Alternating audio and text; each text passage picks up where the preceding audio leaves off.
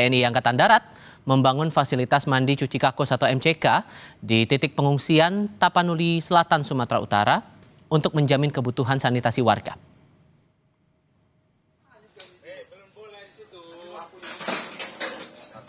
Kodam 1 Bukit Barisan membangun fasilitas sanitasi di daerah bencana Tapanuli Selatan.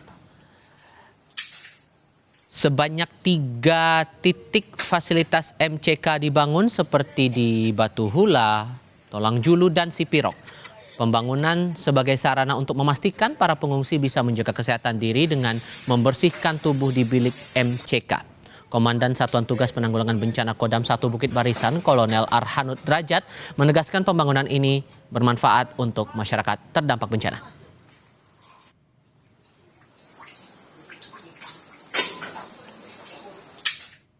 Kita tinjau suasana penanganan bencana di Tapanuli Selatan lewat laporan jurnalis Kompas TV Jona Hamonangan.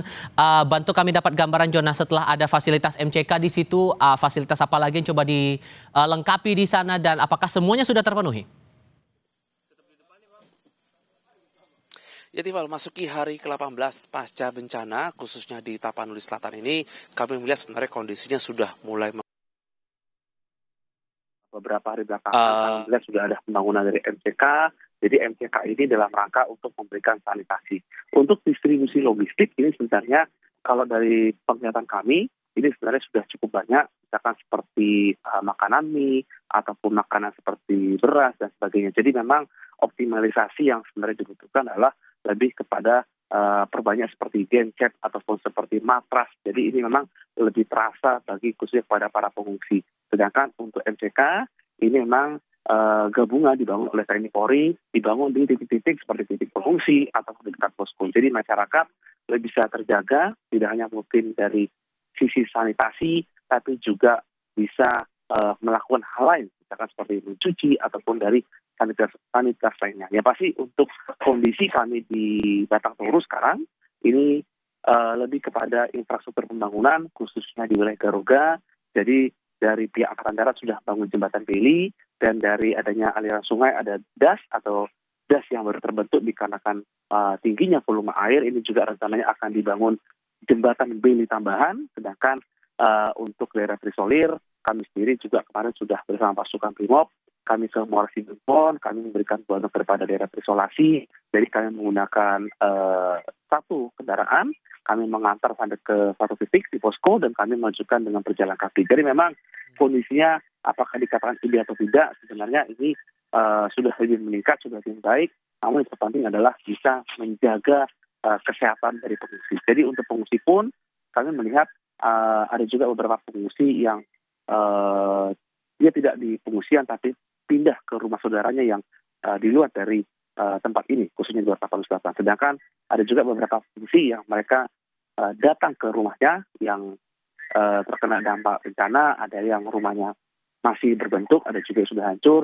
Mereka mencari beberapa hal yang masih bisa dibawa oleh mereka. Tapi memang fokus utama dari Satgas adalah memastikan pengungsi dalam keadaan baik, khususnya dari segi kesehatan.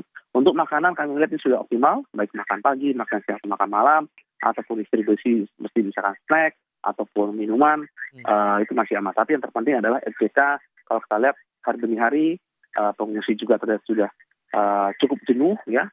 Jadi mungkin ada rasa stres dan juga mungkin secara mental juga sudah mulai menurun. Itu sebabnya perlunya MCK untuk menjaga stabilitas mereka.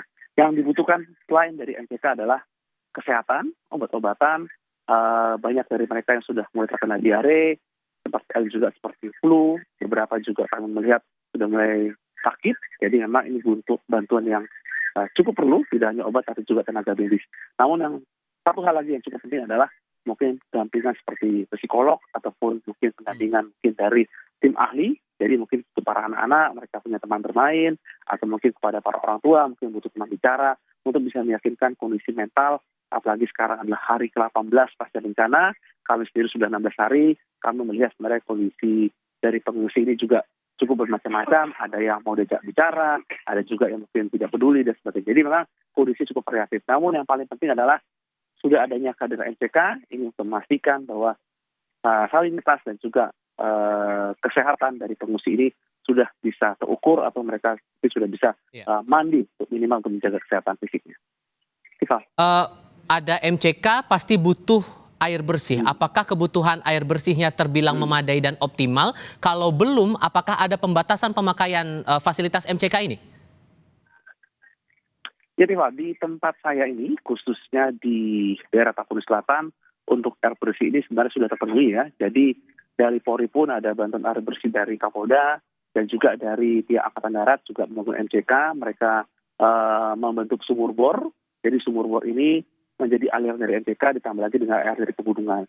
Dan sebaliknya pun pengolahan airnya pun di setting juga kami lihat sudah cukup baik. Jadi sebenarnya untuk air bersih ini tidak ada pembatasan sama sekali, masih cukup baik. Begitu juga dengan air mineral ya, untuk air putih ini juga masih tercukupi. Jadi memang ketersediaannya sudah optimal, tinggal pengungsinya mau atau tidak untuk mandi. Namun kalau kita lihat memang tidak bisa dipaksakan dikarenakan mungkin dari mereka sendiri, mungkin dari sisi mental yang juga mungkin sedang drop ataupun turun seperti itu. Jadi untuk sumber air tidak ada pembatasan dan kami melihat ini sudah cukup optimal, dan kami pun saat ini di posko Brimob juga dibangun juga posko atau mungkin tempat untuk mandi. Ini juga airnya juga optimal, dibangun juga seperti tangki air, jadi ini juga cukup ideal untuk masyarakat mungkin untuk mandi ataupun hal lainnya. Oke. Kami sampai saat ini masih mengalami kendala komunikasi beberapa saat, Jonah. Apakah kemudian dari pantauan Anda atau apa yang Anda lihat sejauh ini untuk perbaikan fasilitas penunjang komunikasi masih tetap berjalan atau malah ada kendala transportasi dan lain-lain? Ya, ini Tifal, ini justru masalah yang sekarang kami hadapi. Jadi sepanjang hari ini dan beberapa waktu sebelumnya kami selalu menggunakan Starlink ya, dikarenakan memang untuk mengandalkan sinyal baik provider itu sudah bisa diharapkan dikarenakan sinyal ini sebenarnya nol. Jadi kami sendiri saat ini menggunakan Starlink dari Brimob untuk bisa live dan bisa mengabarkan atau telekomunikasi. Sedangkan untuk listrik pun ini juga mengandalkan dari genset.